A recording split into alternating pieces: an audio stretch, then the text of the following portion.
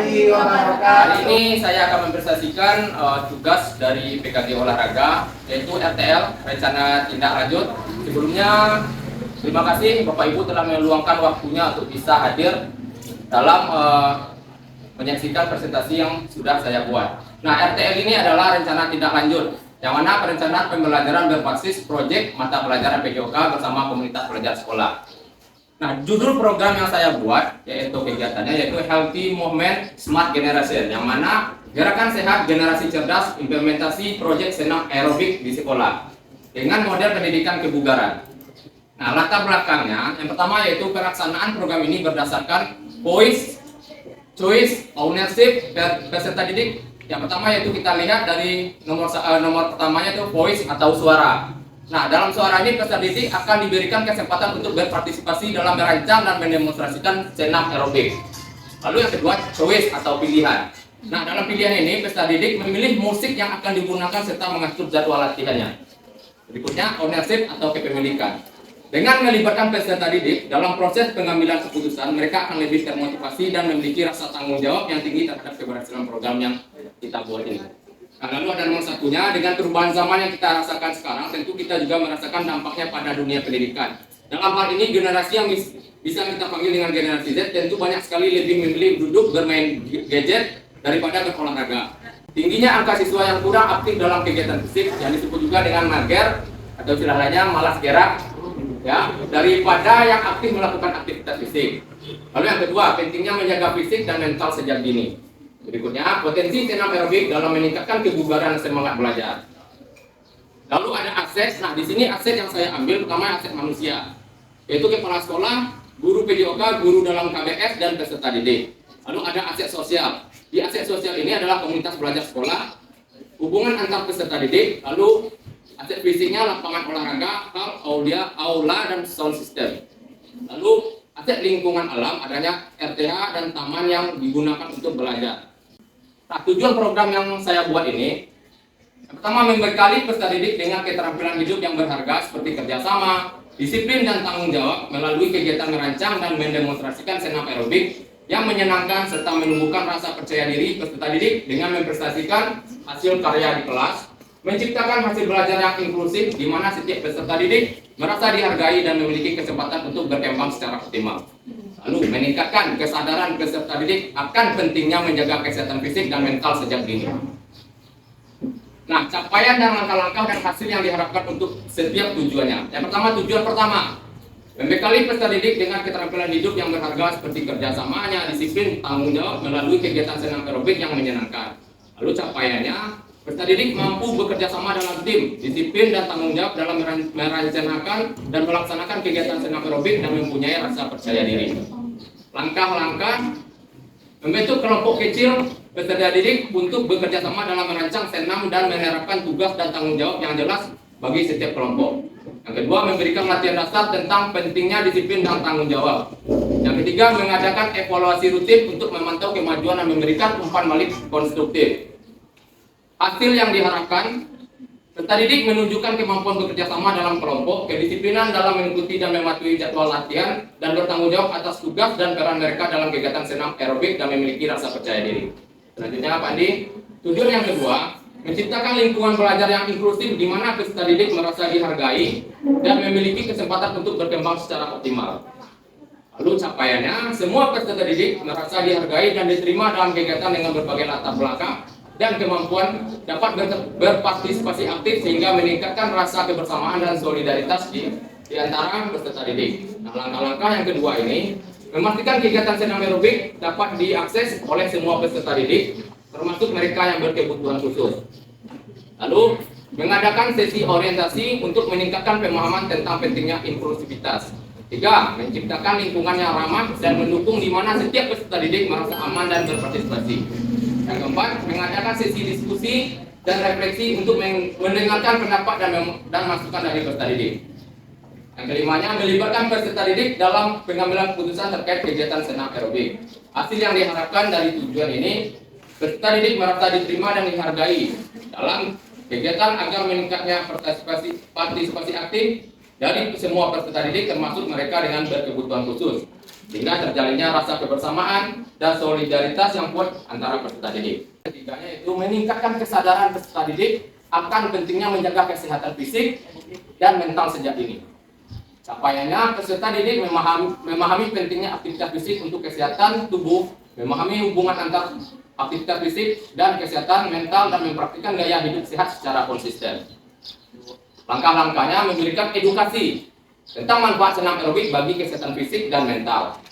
Yang kedua, mengundang ahli kesehatan untuk memberikan ceramah atau workshop tentang kesehatan. Ketiga, mengintegrasikan konsep kesehatan dalam kurikulum pembelajaran. Yang keempat, mengadakan sesi refleksi setelah latihan senam dan mendiskusikan manfaat yang dirasakan. Yang kelimanya, menyediakan materi yang edukatif seperti poster dan pamflet yang mempromosikan gaya hidup sehat. Lalu hasil yang diharapkannya, peserta didik memiliki pengetahuan yang baik tentang pentingnya kesehatan fisik dan mental dengan menunjukkan perubahan positif dalam kebiasaan sehari-hari terkait kesehatan, serta lebih sadar akan pentingnya menjaga kesehatan sejak dini dan mengharapkannya dalam kehidupan sehari-hari.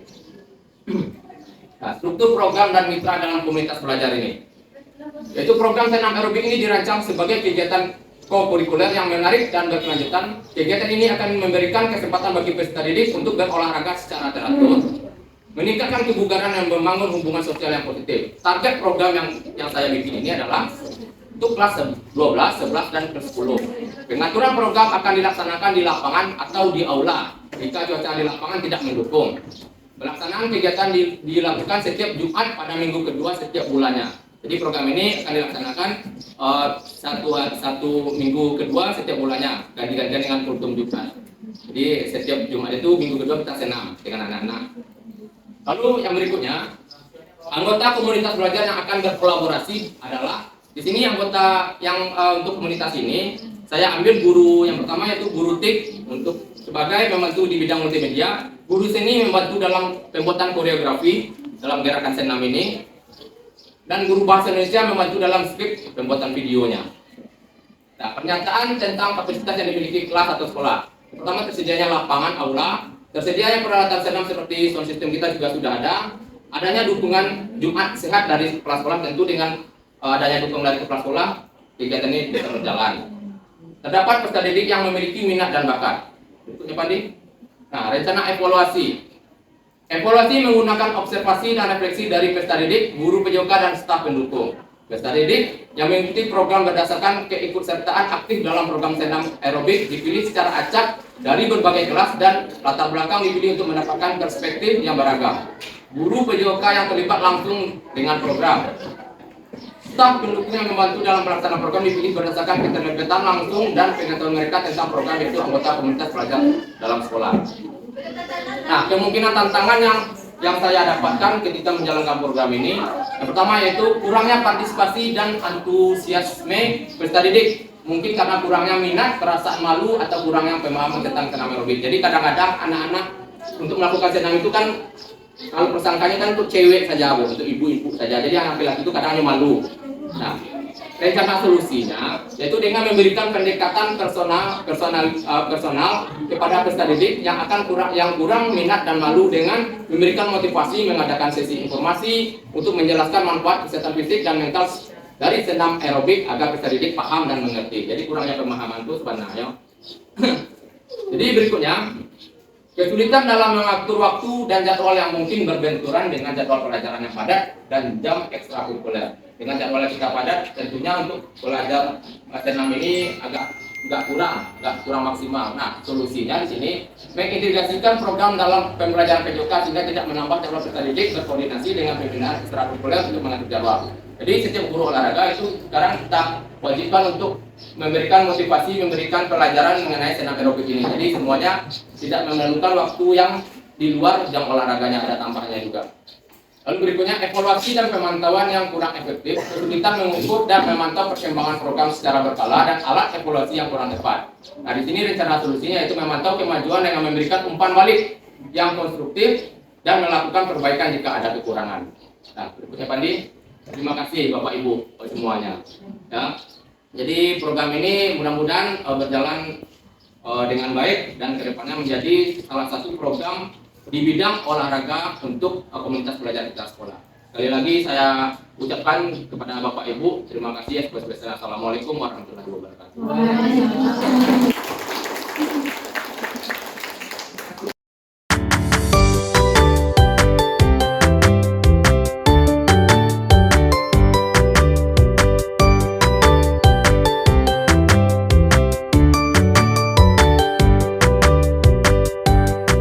Wabarakatuh. Perkenalkan, nama saya Andi Febri, guru sejarah di SMA 1 Lima Kota Kampung Dalam. Terima kasih ya kepada Bapak Alkin yang telah mempresentasikan RTL-nya kemarin, yang sangat bagus sekali untuk komunitas belajar kita, karena dalam apa yang disampaikan oleh Bapak Alkindi kemarin itu sangat bagus sekali untuk peserta didik yang selama ini hanya suka bermain saja, tapi di sini juga nanti bisa meraih prestasi-prestasi dalam pembelajaran yang diberikan oleh Bapak Alkindi. Terima kasih. Ya, Assalamualaikum warahmatullahi wabarakatuh. Saya Yesi Anggraini, guru di SMA 1 Lima Kota Kampung Dalam, mata pelajaran pendidikan agama Islam.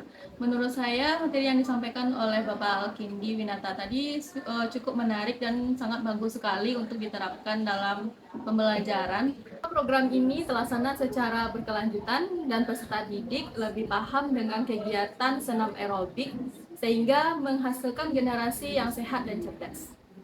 Terima kasih.